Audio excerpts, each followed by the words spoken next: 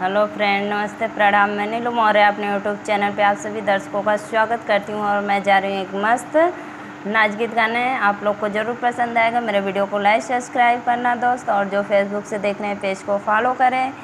राधे राधे, जय माता जी।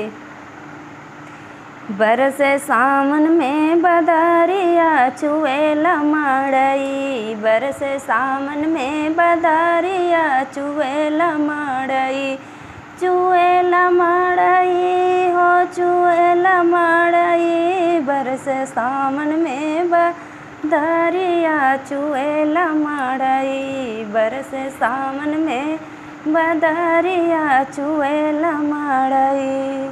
5 रुपया हमरे ससुर के कमाइया, 5 रुपया हमरे ससुर के कमाइया।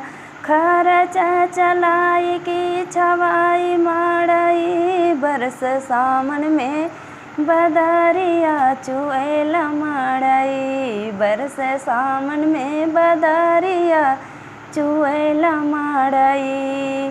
5 रुपया हमरे जेठ का कमाइया, 5 रुपया हमरे जेठ का कमाइया।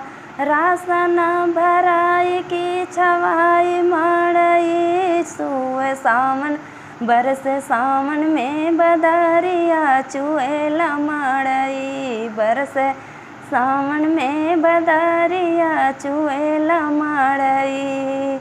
5 रुपया हमरे देवरू के कमाइया, 5 रुपया हमरे देवरू के कमाइया।